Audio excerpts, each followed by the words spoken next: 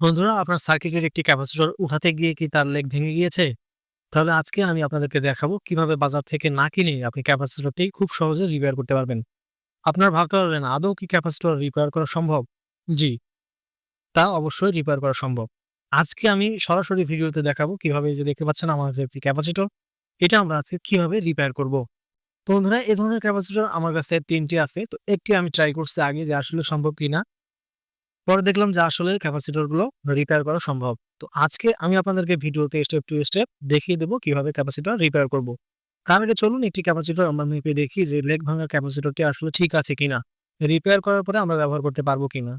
তো দেখতে পাচ্ছেন আমার হাতে ৩ টি ক্যাপাসিটর এবং পূর্বে যেটা আমি রিপেয়ার করছি সেটা সর্বশেষে দেখতে পাচ্ছেন এটা ২ টা লেগই আছে। এটা কিন্তু একটা লেগ রিপেয়ার করা, আর এই ২ টি ক্যাপাসিটরের লেগ কিন্তু রিপেয়ার করা না। এটা দেখতে পাচ্ছেন রিপেয়ার করা লেগটা। তো এর মধ্যে থেকে আমরা একটা ক্যাপাসিটর মেপে দেখব যে আসলে ক্যাপাসিটরের মান ঠিক আছে কিনা বা ক্যাপাসিটরের যে কন্টিনিউটি দিচ্ছে কিনা। তো আমরা কন্টিনিউটি মোডে দিয়ে দিলাম। এরপরে বার্জার মোডে দিব। তো দেওয়ার পরে আমরা কিন্তু ক্যাপাসিটরের লেগের মধ্যে একবার রূপ ২ টা ধরবো। তো দেখতে পাচ্ছেন একটু ব্লিংকিং করে বা একটু বিপ দিয়ে কিন্তু বন্ধ হয়ে গিয়েছে। উপরে আপনারা মিটারের বাতিটা ফলো করবেন। সবুজ হয়ে যাবে। তো দেখতে পাচ্ছেন এটা কিছুক্ষণ পরে কিন্তু বন্ধ হয়ে যাচ্ছে। দ্যাটস মিন ক্যাপাসিটরের আমরা পোলারিটি চেঞ্জ করা মাত্রই কিন্তু আমাদের মিটারে চার্জ শো করতেছে, দেখতে পাচ্ছেন। ক্যাপাসিটরটি কিন্তু ভালো আছে। শুধু লেগ ভেঙে গিয়েছে বিধায় আমরা কিন্তু ব্যবহার করতে পারি না। এরকম কিন্তু আমাদের সার্কিটই প্রায়শই হয়। আপনারা কিন্তু এই ক্যাপাসিটর গুলো কিন্তু ব্যবহার করতে পারবেন। একইভাবে আপনারা চাইলে আপনাদের ফ্যানের ক্যাপাসিটরও যদি কখনো অনাকাঙ্ক্ষিতভাবে ভেঙে যায়, সেক্ষেত্রেও কিন্তু আপনারা কিন্তু একইভাবে রিপেয়ার করে ক্যাপাসিটর গুলো আবার পুনরায় ব্যবহার করতে পারবেন। তাহলে কিন্তু আর বাজার থেকে কিনতে হলো না। তো দেখতে পাচ্ছেন ১০০০ মাইক্রোফ্যারাড ৫০ ভোল্টের একটি ক্যাপাসিটর। তো এখান থেকে আমরা যে ক্যাপাসিটরটি মেপে নিয়েছি সেটাই রিপেয়ার করব। তো আমি আপনাদেরকে ক্যাপাসিটরটা ভালো করে দেখাচ্ছি যে আসলে লেগটা কি পরিমাণ ভাঙ্গা। তো আপনাদের যদি লেগ অতিরিক্ত ভাঙ্গা হয় তাহলে কিন্তু হওয়ার সম্ভাবনা খুবই কম। তবে যদি রাবারটা সরানোর পরে লেগটা চোখে দেখা যায় বা আপনি বুঝতে পারেন যে এখানে সোল্ডারিং আয়রনের মাথা ঢুকানো সম্ভব, তাহলে কিন্তু রিপেয়ার করতে পারবেন। তো এজন্য আমরা একটা নিডেল নিলাম। আপনাদের বাসায় থাকা নিডেলও ব্যবহার করতে পারবেন। সিরিজ ইনজেকশন যে সিরিঞ্জ আছে এটার মাথা ব্যবহার করতে পারেন। তো আমি কিন্তু একটি সুইং মেশিনের নিডেল নিয়ে নিয়েছি। তো এটা করে আমরা যে লেগটি ভাঙ্গা আছে এটা একটু খুঁচিয়ে বের করে নিব। যাতে আমরা সোল্ডারিং আয়রনের মাথা ব্যবহার করে সেটাকে পুনরায় আগের লেগের আকৃতি দিতে পারি। তো ক্যাপাসিটরের সাইড মাউন্টেন্ট যে কাভারটা আছে এটা জাস্ট সারফেসে যে কাভারটা যেটার মধ্যে লিখা আছে যে এটা কত ভোল্টের, কত মাইক্রোফ্যারাডের। তো একটু আমরা আগে রাবারটা তুলে দেখি যে মাথাটা দেখা যাচ্ছে কিনা। তারপরে কিন্তু এই সাইড যে মাউন্টেন কাভারটা আছে এটা কিন্তু আমরা হালকা একটু কেটে নিব। তাছাড়া কিন্তু আমাদের রাবারটি বের করতে অসুবিধা হবে। তো নাইফটা দিয়ে আমি একটু হালকা করে, অবশ্যই সাবধানে কাজ করবেন। ছোট জিনিস আপনাদের নাইফ অথবা যে নিডল আছে এটা কিন্তু পিছলে গিয়ে আপনার হাতে আঘাত করতে পারে। সাবধানতার সহিত কাজ করবেন। তো আমরা কিন্তু উপরের যে সারফেসটা আছে এটা কিন্তু কেটে নিলাম। এটা সাধারণত প্লাস্টিকের হয়। তারপরে একটু নাইফ দিয়ে চেষ্টা করতেছি বের করার জন্য মাথাটা। তো অবশ্যই তাড়াহুড়ো করবেন না। এখানে সাবধানতার সহিত আস্তে, আস্তে করতে হবে। না হলে কিন্তু লেগটি আরো বেশি যদি ড্যামেজ হয়ে যায় সেক্ষেত্রে কিন্তু আর সোল্ডারিং করতে পারবেন না। পরবর্তীতে এটা রিপেয়ার করা সম্ভব না।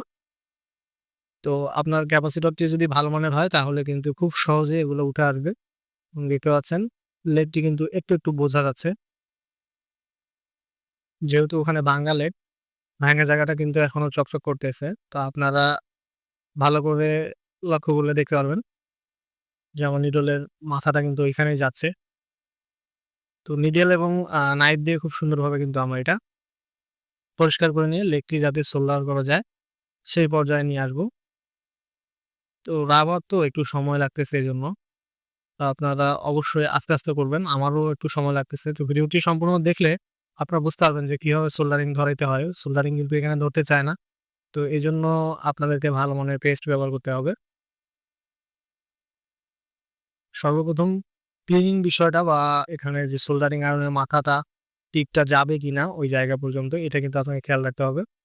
আপনার চাইলে কিন্তু ছোট্ট কাটিং প্লেয়ার্স বা নোজ প্লাস কিন্তু ব্যবহার করতে পারেন এখানে, যাতে মাথাটা আরেকটু পরিষ্কার হয়।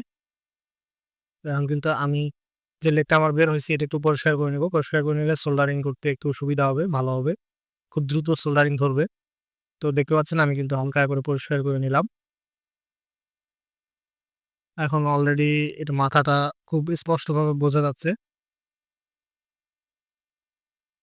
তো এই মাথার মধ্যে কিন্তু সোল্ডারিং ধরতে চায় না। আমরা এখন সোল্ডারিং করব। তো ভালো মানের লিড এবং ভালো হিট আসে এরকম আয়রন আপনারা অবশ্যই ব্যবহার করবেন। কম হিট আসা আয়রন কিন্তু এখানে আপনারা ইউজ করতে পারবেন না। তো দেখতে পাচ্ছেন আমি একটি ভালো তার নিলাম, যেটা পেয়েছি আমরা নতুন একটি লেগ তৈরি করব। তো দেখতে পাচ্ছেন এই তারের গেজটা অনেক ভালো, মজবুত আছে এবং পিওর কপারের। আপনার চাইলে সলিড এটির নিতে পারেন, কপারও নিতে পারেন, চিকন সুপার এনামেল ওয়্যার নিতে পারেন। তো এটার মাথায় আমি কিন্তু এটাই ব্যবহার করতেছি। এটার মাথায় আমি একটু লিড ভরায় নেব।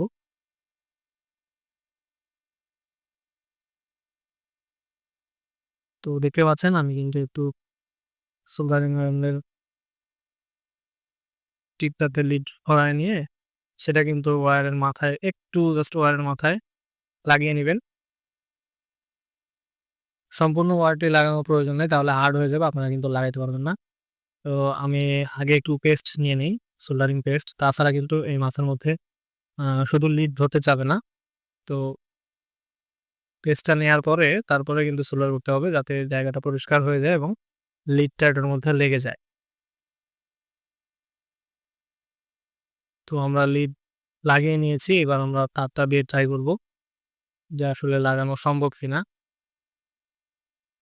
আপনারা লাগানোর পরে কিন্তু একটু টান দিয়ে দেখবেন যে আসলে এটা মজবুত হয়েছে কিনা। এটা যদি শক্ত না হয় তাহলে কিন্তু আপনারা সঠিকভাবে সার্কিটের মধ্যে ব্যবহার করতে পারবেন না। তো আমি একটু ভালোভাবে সোল্ডার করে নিচ্ছি। আমি ২-৩ বার ট্রাই করার পরে কিন্তু হইছে। ভিডিওটি বড় হবে দেখে আপনাদেরকে বারবার ট্রাই করা দেখাইলাম না। তো দেখতে পাচ্ছেন আমি কিন্তু এবার সাকসেস হয়েছি। তো এটা কিন্তু আমাদের একটা লেগ হয়ে গিয়েছে। তো আপনাদের বাসায় যদি গ্লু গান না থাকে বা আপনাদের ওয়ার্ক স্পেসে যদি গ্লু গান না থাকে, তাহলে কিন্তু সেক্ষেত্রে আপনারা একটু সলিড গাম বা সুপার গ্লু ইউজ করতে পারেন। তাতে আরো লেগটা মজবুত হবে। তো আমি এই ক্ষেত্রে ব্যবহার করতেছি একটু গ্লু গান। একটু গ্লু ব্যবহার করলে কিন্তু হয়ে যাবে। আমার গ্লু গান আছে। তো দেখতে পাচ্ছেন আমি একটু গ্লু দিয়ে নিচ্ছি। গ্লুটা একটু বেশি করে দিয়ে নিয়ে তারপরে আপনার নাইফের মাথা দিয়ে অথবা আ সলিড কোনো মাথা দিয়ে এটা কিন্তু রাউন্ড করে নিবেন। না হলে সার্কিটের মধ্যে বসার পরে এটা কিন্তু ফুলে থাকবে ক্যাপাসিটরটি। তো দেখতে পাচ্ছেন আমি কিন্তু হালকা করে নাইফ দিয়ে মাথাটা কিন্তু বসে নিচ্ছি, যাতে সার্কিটে খুব সুন্দরভাবে মাউন্ট হয়ে যায়। আশা করি এভাবে আপনারা আপনাদের যেকোনো ড্যামেজ ক্যাপাসিটরকে রিপেয়ার করতে পারবেন। তাহলে আর বাজার থেকে কিনতে হবে না। তো বন্ধুরা, আজকের এই ভিডিওটি দেখার পরে আপনাদের যত ক্যাপাসিটর আছে বা সার্কিটে অনাকাঙ্ক্ষিতভাবে প্রবলেম হতেই পারে। তো সেগুলো কিন্তু আপনারা খুব সুন্দরভাবে রিপেয়ার করতে পারবেন।